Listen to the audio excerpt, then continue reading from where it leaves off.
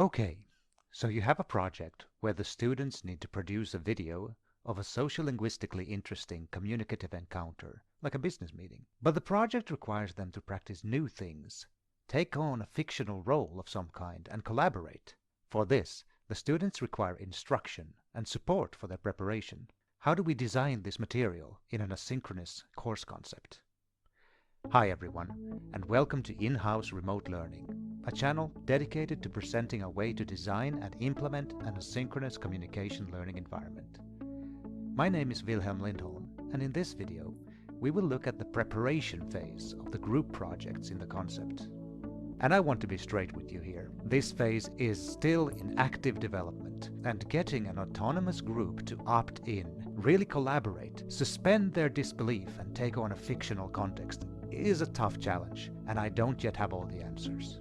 What I will share today is the structure that I'm currently using, which gets the job done, and has a few things that have been working well. Let's have a look at the main topics. First, I'll go through how I present the general instructions and material for the task. Next, I'll talk about Moodle lessons, a useful activity that students have found helpful for getting to know the main theoretical concepts of a project. Finally, I'll mention a new thing I've been trying, where the group assigns a project manager with some duties that aim to help the group be more aware of the importance of preparation.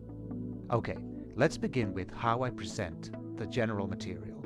This is what the view looks like when accessing the course Moodle area on a computer. And here is what you can see when you click on the tile for Project 1. I've ordered the general instructions for the project at the top, with separate instructions for special roles beneath that. In this case, there are specific instructions for whoever will be taking the role of chairman. I'll show some screen grabs of the instructions, and you can pause the video if you want to look at them more closely, but the instructions are so project specific that I don't want to go into too much detail about them now. So, we've presented the general instructions and material for the task, but how can we make the students internalize the most important parts as they prepare for the demo? A recent thing I tried, which has received a lot of positive feedback from the students, is Moodle lessons.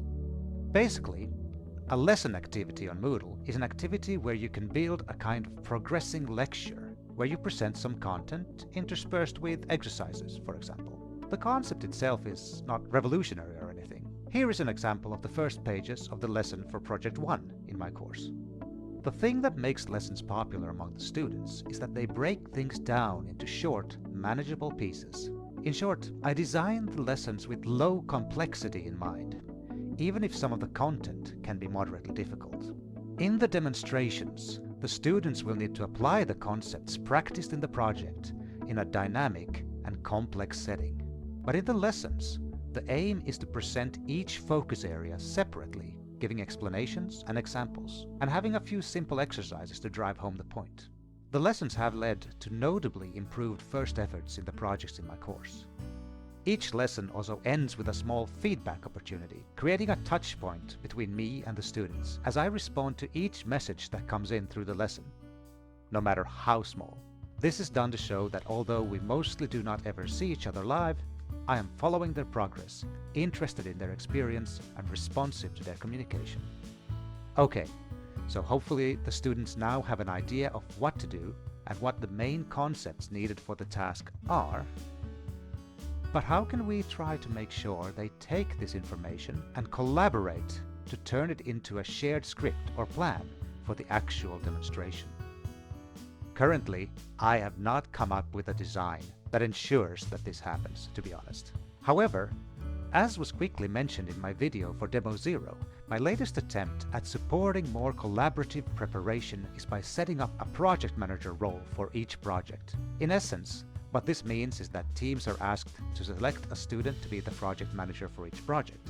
It is recommended that the project manager is the person who serves as a liaison between the group and the course coordinator for that project, makes sure the task is submitted, and so on. However, for the preparation phase of projects, the project manager is asked to submit a preparation checklist. This checklist is meant to show a kind of roadmap for how the group prepared for the demo. In order not to create extra stress, this checklist task is optional, but it can give extra credit if the list contains at least 3 items showing how the team was meant to work together to prepare for the task. The checklist should also show whether none, some, or all of the group members actually did those tasks. This little report is meant to serve as a gentle reminder of the importance of collaboration during the preparation phase of the project. Further, those reports that come in serve as a small touchpoint for me for a part of the team's work that usually is invisible to me. The part about who had actually done the things on the list has no effect on the grade. It only helps me get an idea of to what extent the group worked together. The effect of these reports have been small, but they have helped me form a picture of how teams prepare, which in turn can help me start designing new ways to encourage collaboration during the preparation phase in future iterations of the course. This information helps me think about new ways to try to enhance student engagement. There will be a separate video about engagement later in the series.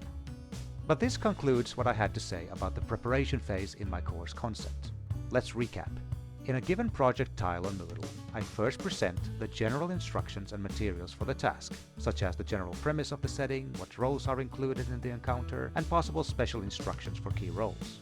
To make sure students understand key new concepts that are practiced in the project, I used lessons where each concept is presented with low complexity, even though some of the concepts might be a bit challenging linguistically. Finally, to try to encourage, or at least gauge the overall level of collaboration during the preparation for each project, I created the role of project manager, inviting students to submit a report on their preparation regimen, in return for extra credit. In the next video, we'll take a look at the demonstration phase, where students record themselves acting out a scenario. Welcome along! As always, if you'd like to be notified when new videos are added to this series, you can subscribe to the channel.